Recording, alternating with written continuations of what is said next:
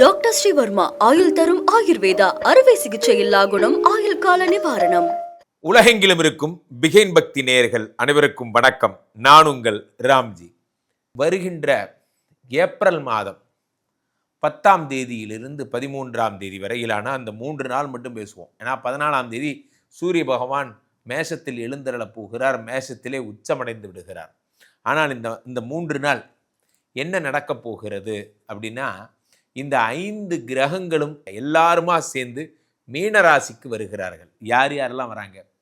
சூரியன் வருகிறார், புதன் வருகிறார், சனி மார்ச் 29 வந்தாச்சு, ஏப்ரல் 10ஆம் தேதிக்கு முன்னாடி 10 நாள் முன்னாடி வந்தாச்சு. சனி இருக்கிறார், சூரியன் இருக்கிறார், புதன் இருக்கிறார், சுக்கிரன் இருக்கிறார், ராகு இருக்கிறார். அப்படியே அப்பா எல்லாரும் இருக்காங்க. மிஸ் ஆனது 2 பேர் யாரு? ஒன்று குரு, ஒன்று செவ்வாய், ஒன்று கேது.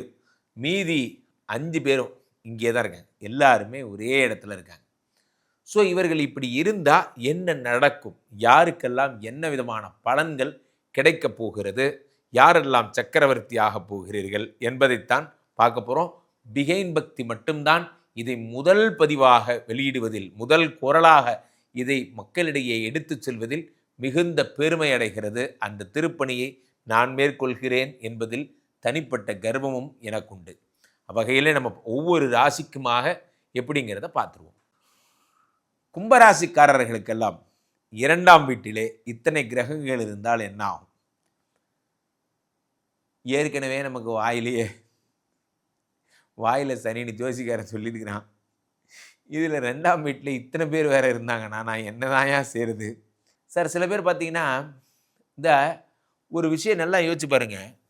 இந்த தெய்வங்கள்லாம் இருக்குது, இந்த தெய்வங்களுக்கு எதுக்கு இத்தனை முகம்?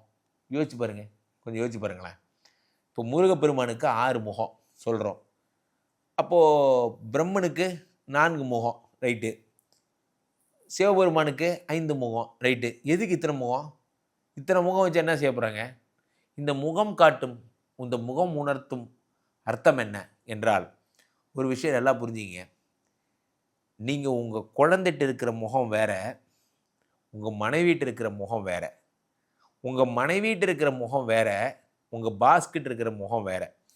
ஒவ்வொரு ஆக்டிவிட்டி நீங்கள் பண்ணும்போதும் உங்கள் முகம் மாறிக்கிட்டே இருக்குது. நல்லா கவனித்து பார்த்தீங்கன்னா இந்த அகத்தின் அழகு முகத்தில் தெரியுமா? இப்போ இந்த முகம் இத்தனை முகங்கள் மாறுது.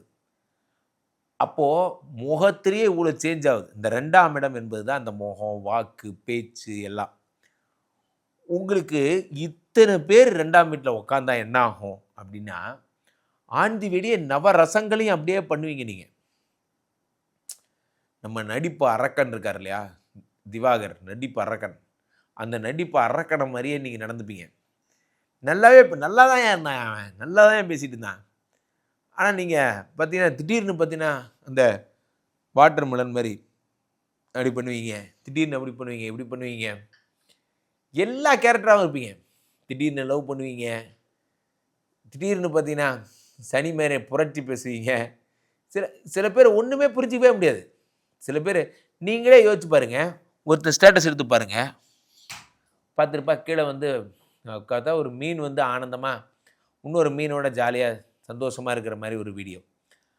அதுக்கு அடுத்த ஒரு அதான் ஃபஸ்ட்டு ஸ்டேட்டஸ். 2வது ஸ்டேட்டஸில் பார்த்துருக்காங்க, எப்பொழுதுமே தனக்காக சண்டை போடுபவர்களை கண்டு தானே சிரிக்கின்ற இந்த மக்கள் இருக்கும் வரை இந்த கூட்டம் அறியாமையில் தான் இருக்கும். 2வது ஸ்டேட்டஸ். 3வது ஸ்டேட்டஸ், நானும் என் மனைவியும் ஒன்றாக இருக்கும் வரை யாராலும் எங்களை பிரிக்க முடியாது. 3வது ஸ்டேட்டஸ். 4வது வாட்ஸ்அப் ஸ்டேட்டஸ், சம்மந்தமே இல்லாமல், உனக்கு 2 இட்லியை தவிர 3வதாக இட்லி ஒன்று கிடைத்தால் அந்த இட்லி உன்னுடையதல்ல, இப்படிக்கு செகுவேரா. அடுத்த 5வது ஸ்டேட்டஸ், எங்கேனும் அநீதியை கண்டு நீங்கள் பொங்கினால் நீயும் என் தோழனே. யார்ரா நீயே? ஒரு ஸ்டேட்டஸ் என்னன்னா, இப்போ தான் மீன் குஞ்சு ஸ்டேட்டஸ் வச்ச, அடுத்து புறா ஸ்டேட்டஸ் வைக்கிற, அடுத்து செகுவேராவை டச் பண்ணுற, அப்படியே மார்க்சியம் போயிட்டு நாளைக்கு உருப்பெயர்ச்சின்னு டச் பண்ணிட்டு அப்படியே இந்த பக்கம் வந்து லவ்ஸா காதல் கடிதம் தீட்டவே மேகம் எல்லாம் காகிதம் வாணி நீளம் கொண்டு வா. டேய், நீ லூஸா நான் லூத்தாடா? இப்போ உனக்கு என்னப்பா? இங்கே பாருங்க, நான் உங்களை ஒன்றும் சொல்ல. உனக்கு என்னப்பா, உனக்கு 5 கிரகம் 2ஆம் வீட்டில் இருக்கு, 10 விதமான பெர்ஃபார்மன்ஸ் நீ பண்ணுவ, எங்களுக்கு நாங்கள் என்ன பண்ணுறது? ஸோ அப்போது இந்த கும்பராசிக்காரர்கள் இந்த நேரத்தில் தான் நீங்கள் நடிக்க போகணும். இந்த நேரத்தில் டேய் தெரியும்டி, நீ எந்தெந்த கேரக்டருக்கு எப்படி எப்படி மூஞ்ச வச்சுக்குவேன்னு எனக்கு நல்லா தெரியும். அந்த மாதிரி நீங்கள் விதவிதமா எல்லா கேரக்டராகவும் செயல்படுவீங்க. அதுதான் பிரச்சனை. அப்படி இருக்கக்கூடாது. அப்படி இருந்தீங்கன்னா நீங்கள் யாருன்னு உங்களுக்கே மறந்துடும். I am the doctor, where is my patient, அந்த மாதிரி ஆயிடுவீங்க. ஒரு படத்தில் சந்தானம் தேடுவா, யார் இவர் இப்படி தேடிட்டு இருக்காரு, யாரோ ஒரு ஆள் மனத்தில் போய் அவர் டாக்டர்னு சொல்லி கொடுத்துருக்காங்க, அதனால் அவர் பேஷண்ட்டை தேடி சுற்றிட்டு இருக்காரு. அந்த மாதிரி யாரோ உங்கள் ஆள் மனத்தில் போய் நீங்கள் நடிப்பு அரக்கன்னு உங்கள்கிட்ட சொல்லிட்டாங்க. அதனால் நீங்கள் எங்கே நடிக்கிறதுன்னு தெரியாமல் வேர் இஸ் த கேமரா, ஷூட்டிங்கை ஸ்டார்ட் பண்ணுங்கன்னு சுற்றிட்டு இருக்கீங்க.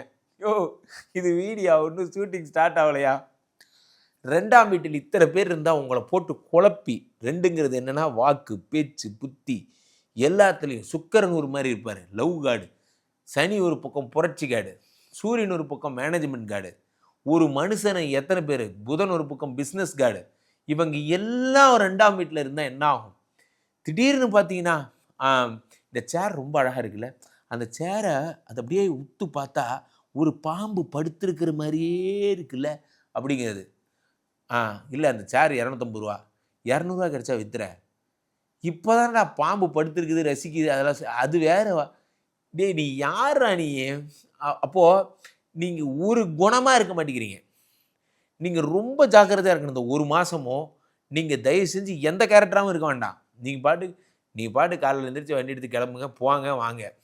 நீங்கள் ஓவர் பர்ஃபார்மன்ஸாக ஒன்றும் பண்ண வேணாம். நீங்கள் அன்பை காட்டுறேன் பேர் வழின்னு, வணக்கம் என் மாமியார் அழகே அழகு அப்படின்ட்டுருவீங்க. கூப்பிட்டு வச்சு குத்துன்னு குத்துவாங்க. என்ன பொண்டாட்டி அழகே அழகுன்னு சொல்கிறதுக்கு பதிலாக இவ லூத்து இப்படியா பாராட்டுறது? ஒரு புலோவில் பாராட்டினியா? சில பேர் சொல்ல தேவையெல்லாம் மாட்டிக்கிறது இப்படி தான்.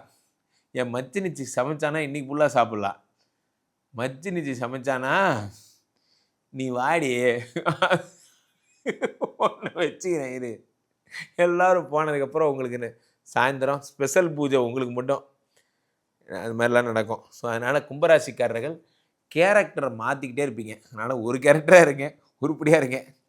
ஸோ அதனால் கீழப்பட்டிருக்க இந்த 2 நம்பரை கூப்பிடுங்க, உங்களுடைய சொந்த ஜாதகத்தை பார்த்து கொள்ளுங்கள். உலக புகழ் வாய்ந்த நமது ஸ்ரீமடத்திலே தினசரி நடக்கின்ற விஷ்ணுமாயா யாகங்களில் கலந்து கொள்ளுங்கள். சனிப்பெயர்ச்சி யாகம் வருகின்ற மார்ச் 29ஆம் தேதி நடக்கவிருக்கிறது. உங்களுக்காக தான் பண்ணுறோம். ஏன்னா உங்களை ஜென்ம சனி உங்களை விட்டுட்டு இப்போ தான் 2ஆம் இடத்துக்கு போயிருக்கார். நமது பிகைன் பக்திலாம் நமக்கு டிஜிட்டல் பார்ட்னர்ஸாக வர இருக்கிறார்கள். அதனால் நீங்கள் எல்லாம் நிச்சயம் வரணும். உங்களால் முடிந்த பொருட்செலவை கொடுத்து எங்களுக்கு உதவி செய்யணும். மீண்டும் ஒரு நல்ல பதிவில் சந்திப்போம். நன்றி, வணக்கம்.